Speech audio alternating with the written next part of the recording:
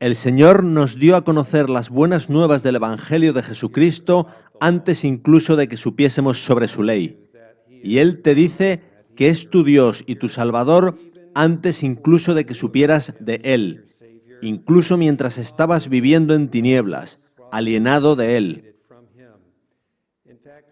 De hecho, el mismo nombre de Jesús proclama: yo soy ya tu Salvador, yo ya te he liberado de la servidumbre de Egipto. Egipto es culpa, temor y preocupación sobre el futuro. Egipto es la prisión del pecado. Lo que todos hemos necesitado conocer son las buenas nuevas de Jesucristo. Sin ellas, ni siquiera podemos comenzar a guardar la ley de Dios, pero conociéndolas, sí podemos guardar la ley de Dios. Y una vez que hemos visto y creído la verdad sobre lo que Jesús, el Hijo de Dios, logró por su sacrificio en la cruz, jamás podremos adorar a ningún otro Dios que no sea el único y verdadero Creador y Redentor, el Dios de la Biblia. Y, puesto que Jesús en la cruz revirtió la condenación que vino sobre todos nosotros por medio de Adán, nos trata ahora como si nunca hubiéramos pecado. Y nos sacó de Egipto, de esa casa de servidumbre. ¿No penséis que es momento de darle las gracias? Lo que hemos considerado siempre como el segundo mandamiento resulta ser la segunda declaración de las buenas nuevas de Dios para nosotros. Veamos esas buenas nuevas en Éxodo 20, del 4 al 6. No te harás imagen, ni ninguna semejanza de lo que esté arriba en el cielo, ni abajo en la tierra, ni en las aguas debajo de la tierra.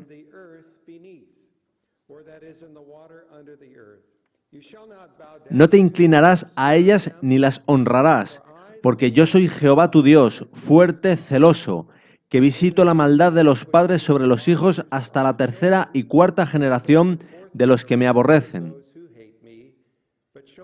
Y hago misericordia a millares, a los que me aman y guardan mis mandamientos. Examinemos las buenas nuevas contenidas en este segundo mandamiento. Nuestro Dios es un Salvador demasiado grande y maravilloso como para que pueda representarlo en cualquier forma un ídolo en esta tierra. Él es el creador de los cielos y de la tierra, y también de la Vía Láctea. El océano es como una taza de té en su mano. Y Él nos conoce a todos nosotros y todos nuestros secretos, mejor de lo que pueda conocer nuestra propia madre. ¿Cómo podríamos nosotros arrastrarlo hasta el nivel de lo que los seres humanos podemos concebir? Dios no es grande únicamente en el sentido de inmensidad y poder, sino también en que su amor por cada uno de nosotros es personal e inagotable.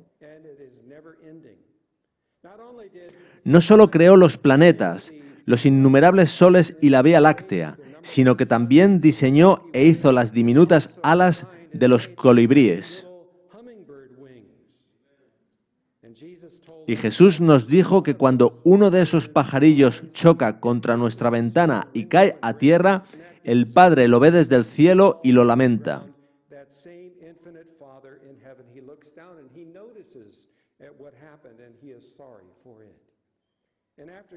Y después Jesús nos dice lo siguiente en Mateo 10, del 30 al 31. Pues aún vuestros cabellos están todos contados, así que no temáis, más valéis vosotros que muchos pajarillos. No hay astrónomo en este mundo que pueda decir cuántas estrellas y soles hay en la Vía Láctea. Tampoco hay madre que pueda haber contado los cabellos de la cabeza de su hijo.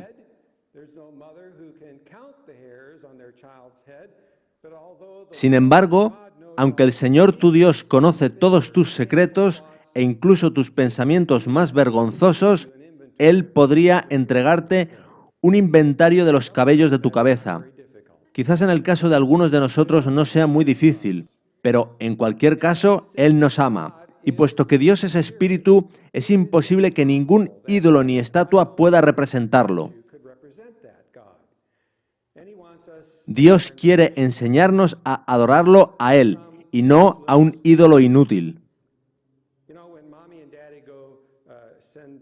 Cuando una madre acuesta a su niño, a veces le deja un peluche, que es una especie de suplente de la madre.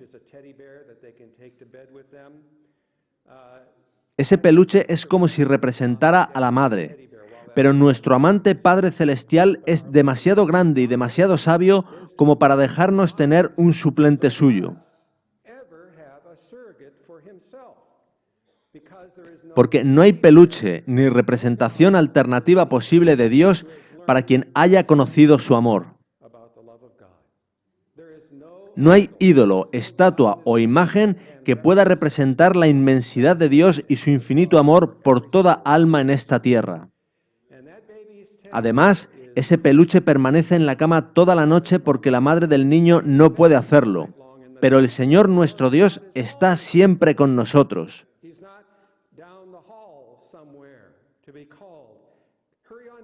No está en la habitación contigua esperando a que se le llame. Hebreos 13:5 dice, no te desampararé ni te dejaré. Uno de los nombres de Jesús es Emanuel, que significa Dios con nosotros. David dice así en el Salmo 139, ¿y a dónde huiré de tu presencia? Si dijere, ciertamente las tinieblas me encubrirán, aun la noche resplandecerá alrededor de mí. Aun las tinieblas no encubren de ti, y la noche resplandece como el día. Pero su cercanía va incluso más allá de lo descrito por David, porque la Biblia revela a Jesús como uno que vino tan próximo a nosotros que se hizo uno de nosotros. Eso significa Emanuel, Dios con nosotros. Como Creador y Redentor nuestro, fue completamente sin pecado. Tomó sobre su naturaleza sin pecado nuestra naturaleza pecaminosa para que pudiera saber qué es ser tentado en todo según nuestra semejanza, pero sin pecado. Sufrió todas nuestras tentaciones, experimentó todos nuestros sentimientos, probó incluso la amarga copa de sentirse abandonado por Dios cuando estaba a punto de morir.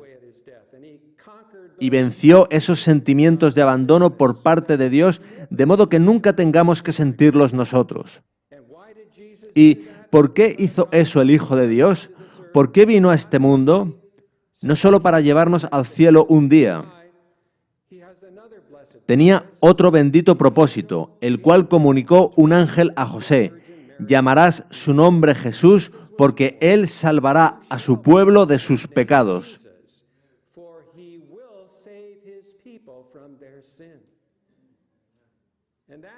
Así lo dice Pablo con otras palabras en Romanos 8, del 2 al 4. Porque la ley del Espíritu de vida en Cristo Jesús me ha librado de la ley del pecado y de la muerte. Porque lo que era imposible para la ley, por cuanto era débil por la carne, Dios, enviando a su Hijo en semejanza de carne de pecado y a causa del pecado, condenó al pecado en la carne,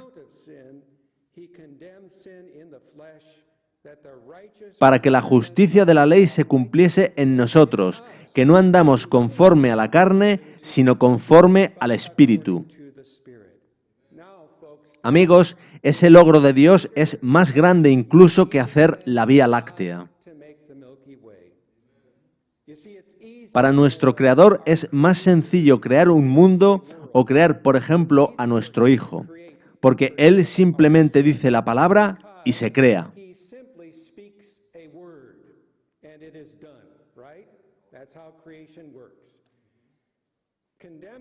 Pero condenar al pecado en seres humanos caídos y pecaminosos, condenar el pecado en nuestra carne, liberarnos del dominio del pecado a nosotros que tenemos una carne caída y pecaminosa, es algo que Dios no puede hacer simplemente pronunciando la palabra venzo el pecado. God could not do by simply saying an empty word. I conquer sin. No. No, eso nunca funcionaría. Y Dios no puede mentir ni asegurar haber hecho algo que no es real. Accomplish something that is not real. And so God Así que lo que hace Dios es conquistar Él personalmente el pecado en carne pecaminosa. Él se encarna en un bebé real en aquel pesebre de Belén, se convierte en un verdadero ser humano, crece como niño y luego como adolescente, y enfrenta todas nuestras tentaciones al pecado. sin. And he says no Y Él dice no a todas esas tentaciones, a todas ellas, incluso cuando es clavado en la cruz. the cross.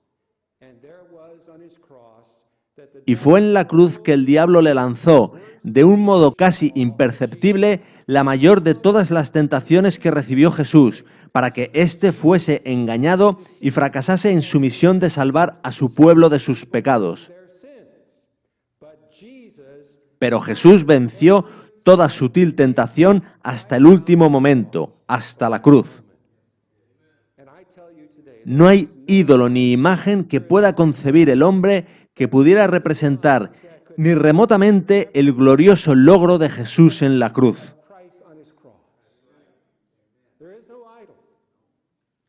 No angel in heaven. Ningún ángel del cielo pensaría jamás en inclinarse a imagen de ningún tipo. There is no angel in heaven who just couldn't do it. And neither can you. Y tampoco lo haremos nosotros si tenemos una adecuada comprensión de la justicia de Cristo nuestro Salvador. Once we know this good news, Una vez que conocemos estas buenas nuevas, todo lo que queremos es cantar aleluya para siempre y agradecerle por su gran logro. and so the De modo que el segundo mandamiento no es una severa advertencia de maldición si nos arrodillamos a un ídolo, it is not a stern warning, rather, of doom. It is a good news. sino las buenas nuevas de que sencillamente jamás adoraremos a un ídolo y ni siquiera lo veneraremos si recordamos el maravilloso Dios y Salvador que ya tenemos. You know, we are living in a Vivimos en la era de lo visual. everywhere Por todas partes vemos fotos y pantallas emitiendo imágenes. we see images flashing across the screen. And there are some Y hay líderes cristianos que insisten en que hay que abandonar los sermones en la iglesia. needs to give up on the sermon. It needs to give up Piensan que hay que abandonar la palabra hablada y adaptarse a la presentación visual del Evangelio. our visual media presentation of the gospel. We are living in the Fundamentando esto en que la gente ha cambiado completamente sus hábitos de atención hacia lo visual. they can't attend Hay quien me dice que la gente ya no puede escuchar la palabra de Dios más de 23 minutos y que los niños no pueden escuchar historias más de 5 minutos. and so why is that? It's because we are Y eso sucede porque la sociedad de hoy en día está orientada hacia lo visual y no hacia la palabra. the word which is in the scripture. And so instead Así que se nos dice que no basta con hablar, sino que hay que mostrar imágenes a la gente. pictures, we need to show them something. But folks, Pero, amigos, esto es un impulso hacia la idolatría. it is an impulse to Un caballero llamado Neil Postman escribió lo siguiente hace unos años. years ago wrote this. He says, in studying Estudiando la Biblia cuando era joven, encontré indicios de que ciertas formas de comunicación favorecen algunos contenidos y son capaces de asumir el control de la cultura. and they are capable of taking command of a culture. Have we been taken ¿Acaso nuestra cultura no es cautiva de los medios de comunicación y de las imágenes, las cuales pasan tan rápido en las pantallas que nuestros ojos no pueden focalizar en ellas? Desde luego que sí. on some of the images because they flash by us so quickly? Has our culture been co-opted by media? Absolutely. Now, Postman sigue diciendo, me refiero en concreto al Decálogo, al segundo mandamiento, el cual prohibía a los israelitas hacerse imágenes de lo que fuera. of anything. The God of the El Dios de los judíos había de vivir en la palabra y por medio de la palabra, un concepto sin precedentes, el cual requiere la más alta abstracción de pensamiento. Lo que él está diciendo es que la Biblia habla de modo abstracto acerca de realidades concretas. La iconografía se convirtió así en blasfemia, de modo que un nuevo tipo de Dios se introdujo en la cultura. Gente como nosotros que están en camino de convertir su cultura de centrada en la palabra a centrada en la imagen, podrían beneficiarse del segundo mandamiento. Es una declaración interesante. Lo que la imagen pretende hacer, lo que el ídolo pretende hacer en la adoración es distraer de la palabra.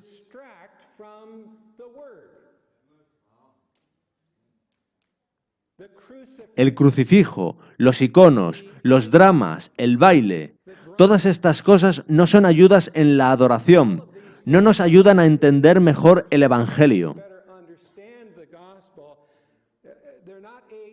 En esta era de lo visual hemos de ser extremadamente cuidadosos de no mirar a la imagen, sino de escuchar la palabra.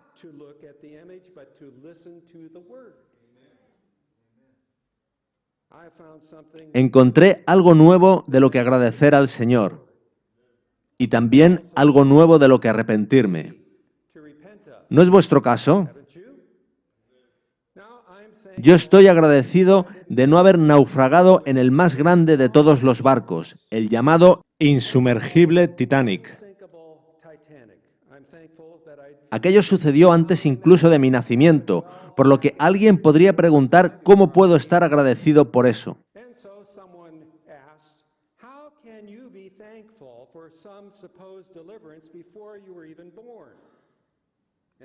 La respuesta es que, corporativamente, comparto la culpa de aquellos que glorificaron la obra del hombre y proclamaron haber construido algo que ni siquiera Dios podía hundir.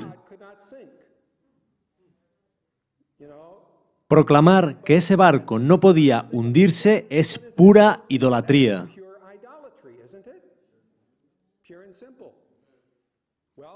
Puesto que yo, como vosotros, nací con una naturaleza pecaminosa que heredé del Adán caído, nací también con lo que Pablo llama mente carnal, de la cual él dice lo siguiente en Romanos 8:7, por cuanto la intención de la carne es enemistad contra Dios, porque no se sujeta a la ley de Dios ni tampoco puede. De modo que allí donde haya idolatría, me encontraríais a mí si no fuera porque el Salvador, el Señor Jesús, mediante su sobreabundante gracia, me hubiera liberado. Si hubiera estado allí, yo también habría estado entre esas masas enardecidas que glorificaban la obra del hombre. Yo habría hecho todo lo posible para comprar un pasaje para aquel insumergible Titanic, inmerso en toda aquella idolatría. Hoy en día está la idolatría de comprar un nuevo coche, en la que todos participaríamos de no ser por el Señor. Así que acabo de encontrar algo nuevo de lo que arrepentirme, y ese arrepentimiento es una gran bendición de Dios, el privilegio del don del arrepentimiento. De modo que es hora de agradecer a nuestro querido Señor de habernos salvado ya de este pecado de idolatría y de orgullo humano.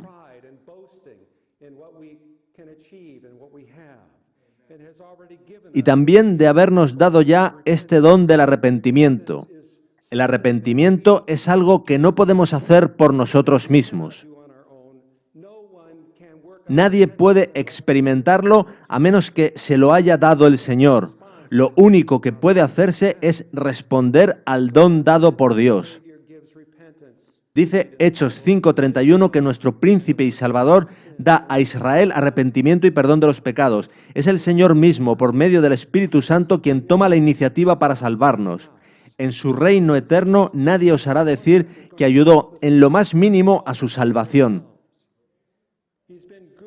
Él ha sido misericordioso con nosotros, conduciéndonos a abandonar nuestra idolatría por los coches, las casas, las cuentas corrientes y nuestra posición. Y por medio de su gracia ha abierto nuestros ojos para ver que este mundo no es nuestro hogar, que todos los millones del mundo no pueden darnos felicidad. Jesús no nos ha dejado solos. Él está con nosotros por medio del Espíritu Santo. Pero hacemos la siguiente pregunta. ¿Por qué no hizo Dios un vídeo de Jesús que pudiésemos visualizar?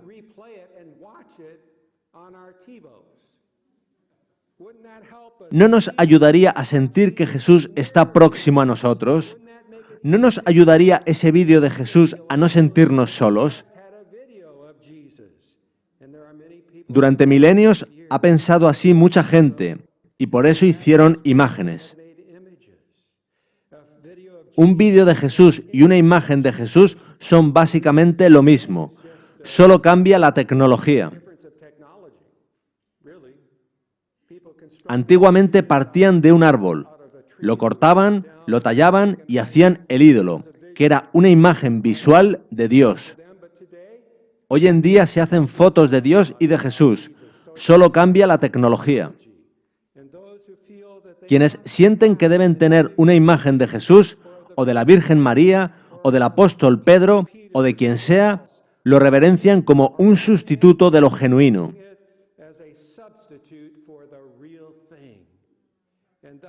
Convirtiéndose en un obstáculo para experimentar una verdadera cercanía con Dios. Eso es idolatría, el pecado del paganismo.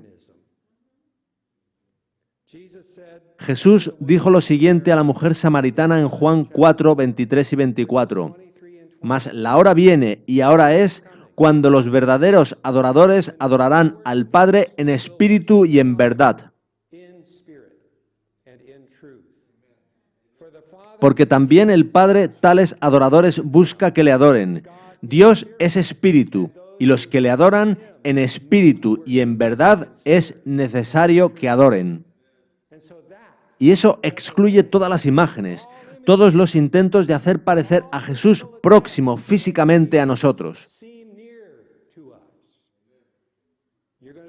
Vais a ser libres de disfrutar la cercanía de Cristo cuando creáis su palabra. Es así. No será porque lo sintáis o porque podáis ver o tocar una imagen o un icono, sino porque lo dice su palabra.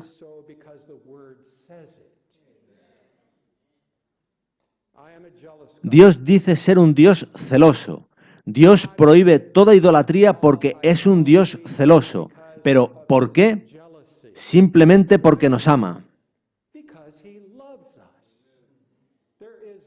No hay marido que ame verdaderamente a su esposa y pueda soportar verla en los brazos de otro hombre.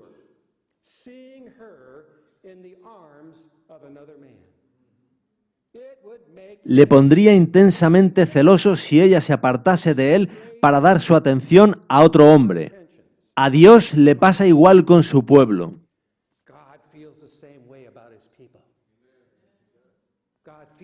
Su compromiso con nosotros es total. Su amor es exclusivo, es apasionado, es intenso. El celo de Dios no se corresponde con los habituales celos humanos inseguros, insanos y posesivos. Más bien, el amor de Dios es una devoción intensamente solícita por los objetos de su amor, como la de la madre protegiendo a los hijos o el padre a su hogar. Dios pide exclusividad. Dios tiene derecho a monopolio en cuanto a nuestro amor. Y el celo de Dios es su amor protegiéndose a sí mismo. Lo que con tanto celo protege Dios es el honor de su amor. Dios no solo nos ama, sino que también quiere que recíprocamente le amemos a Él. Y eso significa adorarlo de un modo que es digno de su honor. No desdeñaremos su amor volviéndonos hacia un ídolo cuando creemos en la promesa incluida en el segundo mandamiento. Nuestro Señor y Salvador, cuyo nombre es el Cordero, se ha acercado tanto a nosotros que está esperando con entusiasmo el glorioso día en que pueda decirse: gocémonos y alegrémonos y démosle gloria, porque han llegado las bodas del Cordero y su esposa, es decir, su iglesia, se ha preparado. Podéis ver que su celo es santo. Y llegará el día en que finalmente su iglesia optará por creer, lo que le permitirá limpiarnos de toda impiedad. Porque el lino fino con el que la esposa está vestida en la ceremonia de las bodas es las acciones justas de los santos. Pero las buenas nuevas van incluso más allá. Miremos la promesa de perdón que hace Dios en el segundo mandamiento. Aunque Él dice que visitará la iniquidad de los padres sobre los hijos si éstos persisten en la injusticia y rehúsan aprender ninguna de las lecciones que los padres pudieran haber conocido sobre la gracia,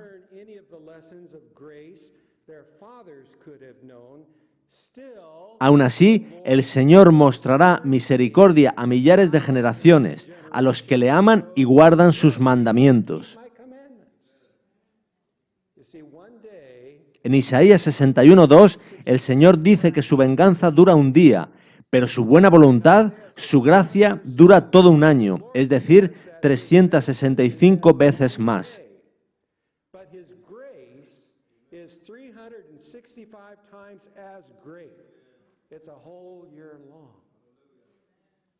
A Dios le encanta perdonar, se deleita en la misericordia.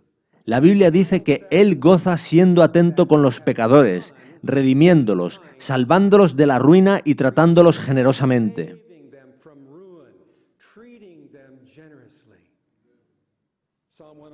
Salmos 103, del 10 al 11 dice: no ha hecho con nosotros conforme a nuestras iniquidades, ni nos ha pagado conforme a nuestros pecados. Porque como la altura de los cielos sobre la tierra, engrandeció su misericordia sobre los que le temen, es decir, sobre los que lo aman. No dice que su misericordia sea grande hacia quienes lo hacen todo bien. No, su misericordia es grande hacia pecadores que lo temen, que claman a Él.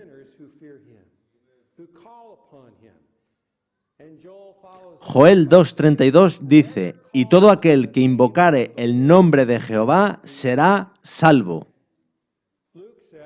En Lucas 15:2 leemos que los enemigos de Jesús le criticaban diciendo: este a los pecadores recibe. Pero precisamente por eso es Jesús tan maravilloso. Jesús les respondió contándoles la historia de la oveja perdida y del buen pastor que deja a las 99 restantes para ir a buscarla. Ese es Jesús buscándote a ti, por indigno o pecador que seas.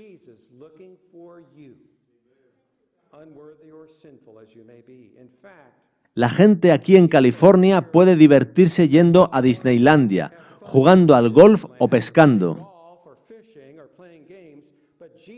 Pero la diversión de Jesús es buscar al desconsolado, al que tiene el corazón roto, al que ha arruinado su vida, al que ha perdido su matrimonio o su hogar.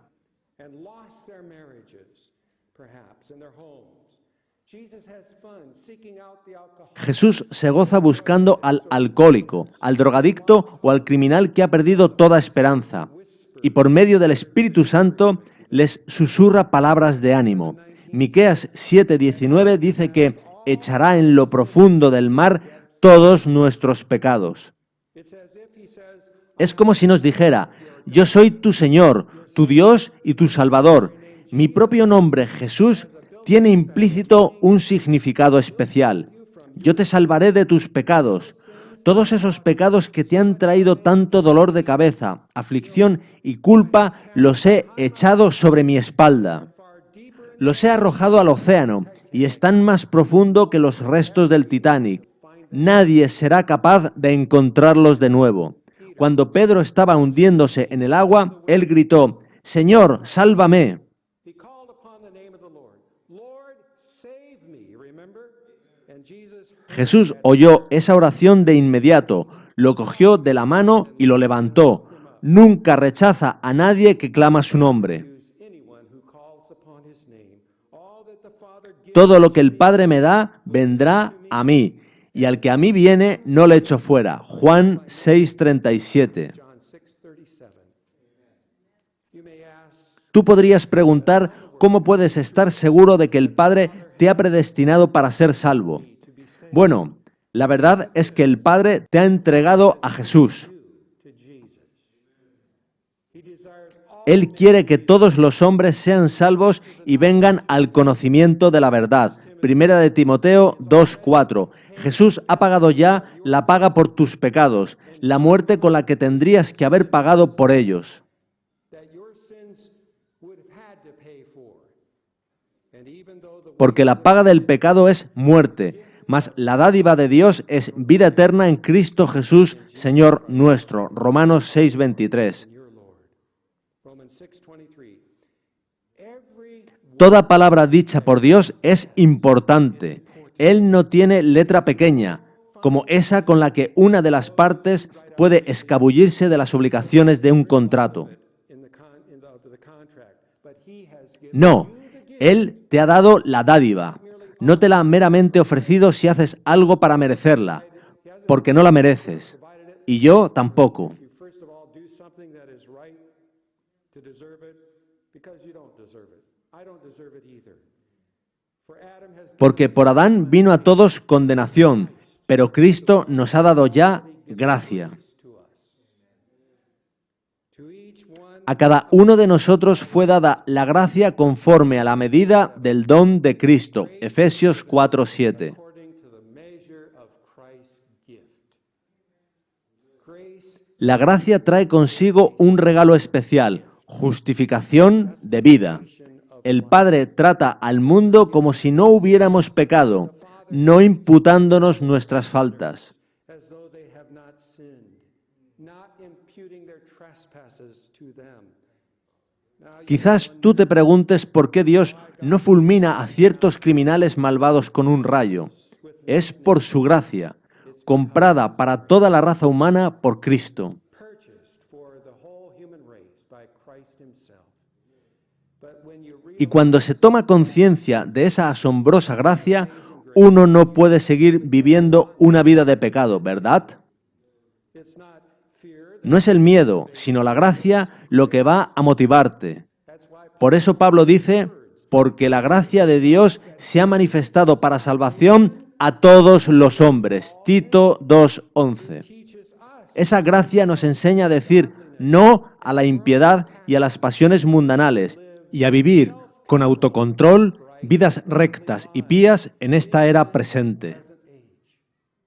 so you keep Y así guardarás el segundo mandamiento, no te harás imágenes de Dios. Él te lo garantiza. so again Los 10 mandamientos son todos ellos buenas nuevas. Dios está absolutamente cansado de escribirlos en tablas de piedra. Podría seguir haciéndolo toda la eternidad y sería totalmente infructuoso. he could go on doing that for eternity and that would be a very fruitless work. But now Dios quiere ahora escribir los 10 mandamientos en nuestros corazones humanos, en corazones y mentes. Y así será nuestro gran gozo vivir durante toda la eternidad en armonía con Dios y con el vasto universo, donde prevalecerá su amor. he will write his Dios escribirá sus 10 mandamientos en nuestros corazones si nosotros hacemos la elección de permitírselo. there's a marvelous blessing. Esperamos una maravillosa bendición del cielo. In some way, De alguna forma podría decirse que ya ha comenzado. California Aquí en California hemos pasado una larga sequía. Pasó el calor, pero sigue habiendo sequía. cooler, but it's still dry. It's still dry. And Y cuando recientemente oímos gotas cayendo sobre el tejado, fueron realmente buenas nuevas. good news, isn't it? Even the Necesitamos chaparrones refrescantes que aún no han llegado, pero sí ha habido un comienzo de la genuina lluvia tardía. beginning of the great real latter rain. Many people Muchas personas no saben aún que la lluvia tardía ya comenzó, pero la lluvia plena llegará y preparará al pueblo de Dios para iluminar la tierra con su gloria. with his glory. Será justo antes de que Jesús pueda volver. And what we have begun Lo que comenzó con la lluvia temprana en aquel gran día de Pentecostés, cuando miles oyeron el mensaje de Jesús tan claramente predicado, será ahora concluido con aún más poder mediante la lluvia tardía de ese mismo Espíritu Santo. Spirit only in a greater way. And people Gente de todo el planeta está comenzando a mirar ese mensaje que constituye tan preciosas buenas nuevas. and we can be sure Podemos estar seguros de que el Espíritu Santo que Dios nos envía está obrando por todo el mundo para ayudar a las personas a comenzar a comprender. Jesus Jesús no ha abandonado a su preciosa iglesia. Tampoco está tratando de levantar otra iglesia. another church. What he is doing Lo que Él está haciendo es dar a esta iglesia el precioso don del arrepentimiento. and it's the Y será el mayor arrepentimiento de todas las edades. Holy Spirit is El Espíritu Santo está obrando. El Señor ama a esta iglesia, como el prometido que ama a su prometida y está deseoso de que llegue pronto el día de la boda. wedding day to come soon. You know, a wedding. Una boda es algo emocionante, ¿verdad? And now Pues ahora, justo en el horizonte, está la mayor de todas las bodas. El libro de Apocalipsis la llama las bodas del Cordero. Nunca habréis visto una boda igual. what a wedding it will be. El cielo la anunciará así, It will be made in heaven that the time porque han llegado las bodas del Cordero y su esposa se ha preparado. prepared herself for it. I don't want you to ever Me gustaría que no olvidaseis nunca que Jesús es aún un hombre. Es aún un hombre, aunque también sea aún el Hijo de Dios. also still the Son of God. And Y Él ama de manera exclusiva a su prometida, más de lo que ningún hombre en esta tierra haya amado jamás a su esposa. for his wedding to be Y que su boda se haya pospuesto por tanto tiempo ha desilusionado a Jesús en gran manera. very disappointed. And all of this long Y en todo este largo tiempo en que Jesús está tan desilusionado, Él tiene que soportar el dolor de ver y sentir el sufrimiento de tanta gente por todo el mundo. if we could say something Si algo pudiésemos decir a esa maravillosa prometida sería, por favor, ven, no te demores más, dale el sí quiero a tu prometido en la gran boda. I do in the great wedding. I don't think any of No creo que ninguno de nosotros quiera perderse esa boda.